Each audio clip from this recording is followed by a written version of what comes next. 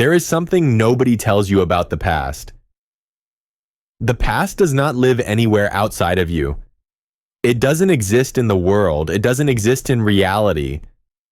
The past exists only in your mind. And yet, millions of people wake up every single morning already exhausted.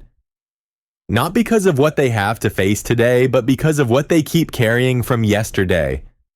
They replay old conversations, old mistakes, old failures, old relationships, old versions of themselves that no longer exist. And slowly, silently, they let the past decide who they are allowed to be today.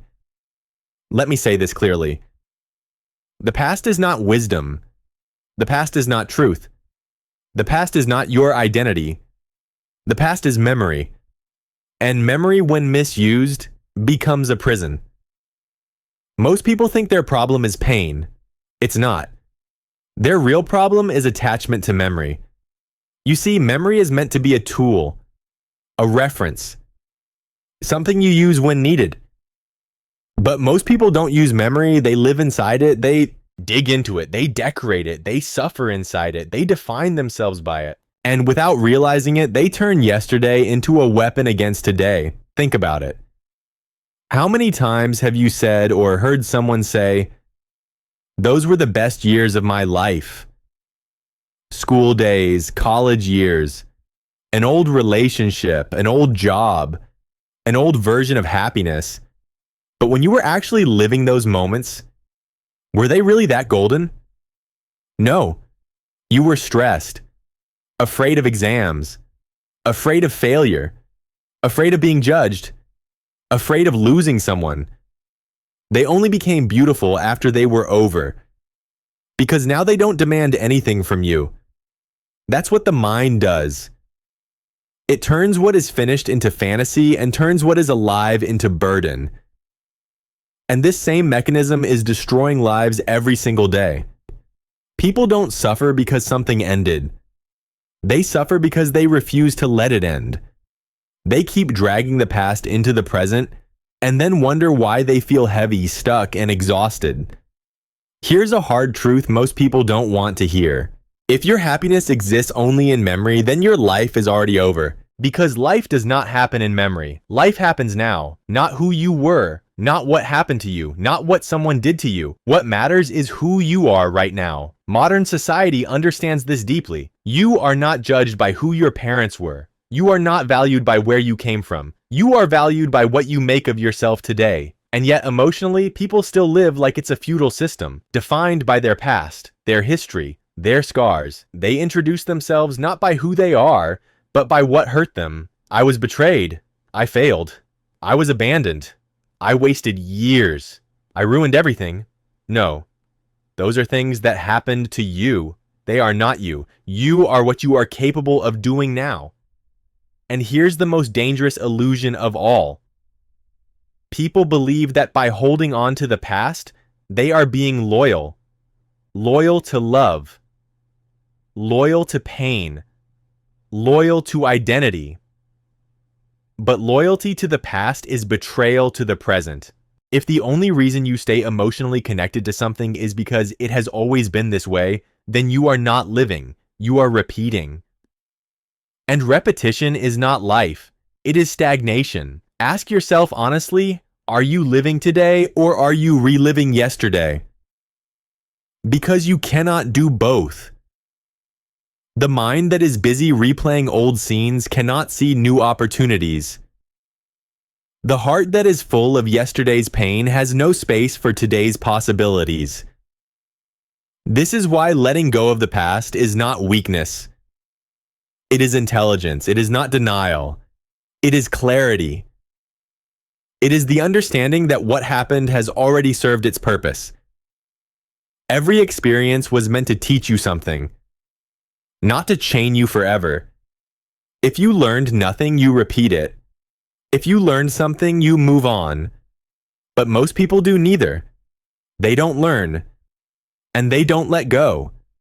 They just carry. And carrying the past does not make you deeper. It makes you heavier. You were not born to be a storage unit for pain. You were born to be alive, to experience, to evolve, to change. The moment you stop identifying with what happened, you regain your power. Because now your mind becomes an instrument, not of suffering, but of creation. The past has no power over you unless you give it permission. And in the next part, we will confront the most uncomfortable truth of all: why people secretly cling to the past, and what they are afraid will happen if they truly let it go. Here is the uncomfortable truth most people avoid. You don't hold on to the past because you have to. You hold on because part of you wants to. Let that sink in. People say they want to let go. They say they want peace. They say they want to move forward. But deep down, they are terrified of what comes after letting go. Because the past, no matter how painful, is familiar. And the human mind prefers familiar pain over unfamiliar freedom. The past gives people something past, powerful, certainty. If you failed before, you know how that story goes. If you were hurt before, you know how that pain feels. If you were disappointed before, you know how to survive it. But the future? The present? That's unknown. And the unknown scares people more than suffering ever could. This is why some people would rather stay miserable than risk being disappointed again. They cling to old wounds like identity badges. This is who I am because of what happened to me. And as long as that story stays alive, they don't have to take responsibility for changing, because change requires courage. And courage requires risk. Holding on to the past gives people an excuse to stay exactly where they are. Another hard truth: some people don't miss the past itself. They miss who they were allowed to be back then. They miss feeling needed. They miss feeling important. They miss being someone's priority. They miss the version of themselves that still believed. So they replay old memories, hoping to feel alive again. But memory is a poor substitute for life. You cannot rebuild a future by emotionally living in a place that no longer exists. And here's the most dangerous trap of all: the past gives people a sense of moral superiority. If I was hurt, I'm justified. If I failed, the world is unfair. If things didn't work out, it wasn't my fault. And sometimes, that's true, but staying there too long turns pain into poison.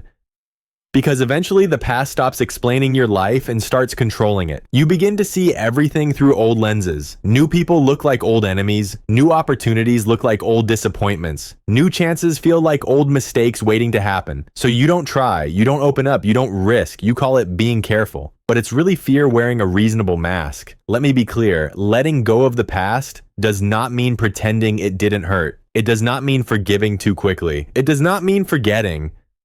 It means this: you refuse to let what happened decide what happens next. You stop allowing an outdated version of reality to dictate your present choices. Because here's something no one tells you: the past does not need your attention to stay real, but the future does. Every moment you spend emotionally feeding the past is a moment stolen from your potential, and potential ignored long enough turns into regret. This is why people feel empty as they grow older.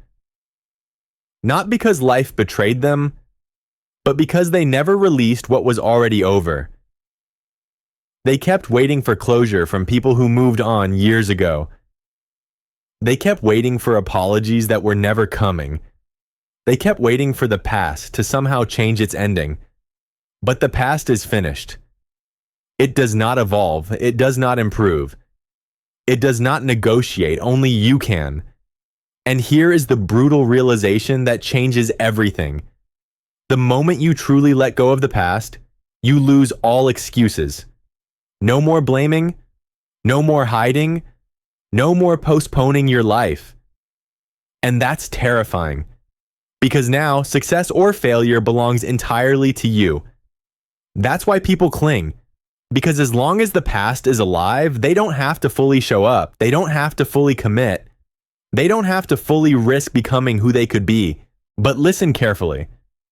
You cannot protect yourself and grow at the same time. Growth requires exposure. It requires vulnerability. It requires stepping into uncertainty. And the past will always try to pull you back. Because it knows once you move forward, it loses all power. The question is no longer why the past hurt you. The real question is, how long are you going to let it decide your future? Because every day you delay letting go, you are choosing memory over possibility. And memory will never build the life you want. In the final part, we will talk about the shift that changes everything. How to release the past without fighting it, without denying it, and without losing yourself in the process. Letting go of the past does not mean erasing it. It means changing your relationship with it. You don't fight the past. You don't argue with it. You don't try to rewrite it. You simply stop letting it sit in the driver's seat of your life. Because here's the truth. What happened to you was real. The pain was real. The loss was real. But your suffering today is optional. Pain is something life gives you. Suffering is something the mind repeats. And the moment you understand that difference, you regain control. Most people think letting go requires strength. It doesn't. It requires honesty. Honesty to admit that holding on is no longer protecting you. It's exhausting you. It requires the courage to say, this chapter taught me what it could. I don't need to keep rereading it. You don't heal by going back. You heal by going forward with awareness. Here is how letting go actually happens. First, you stop asking the past to give you permission to move on. You don't need closure from people who left. You don't need validation from those who hurt you. You don't need an apology to become free. Closure is not something you receive. It's something you decide. The moment you stop waiting for the past to fix itself, you free your future. Second, you stop defining yourself by what you survived. Yes, you went through hell. Yes, it changed you. But survival is not your destination. You were not meant to spend your entire life talking about what almost broke you. You were meant to build something after it. Your scars are proof that you lived, not instructions to stay wounded forever. Third, you learn to stay present without running back to memory. The present moment is uncomfortable for many people because it doesn't come with stories. It demands attention, responsibility, action. That's why the mind escapes into the past. Because memory feels safer than reality. But the present is where power lives. Not in regret, not in nostalgia, not in what if. Right here, right now. This moment is the only place where you can choose differently. And choice is freedom. Letting go also means accepting something difficult. Some things ended not because you failed, but because they were never meant to continue. Not every loss is a mistake. Not every ending is a tragedy. Some endings are corrections. They redirect you toward a life you couldn't see while you were emotionally attached. And once you accept that, you stop fighting reality. You stop asking, why did this happen to me? And you start asking, what can I build now? That single question changes everything. Because the future does not care who you used to be. It responds only to who you choose to become. You don't need to be perfect to move forward. You don't need to be healed completely. You don't need to feel ready. You just need to stop dragging yesterday into every decision you make today. Let go does not mean forget. It means release the emotional grip. It means you can remember without reliving, reflect without bleeding, learn without staying stuck. And here's the moment of truth. If you truly let go of the past, your life becomes quiet, not empty, quiet.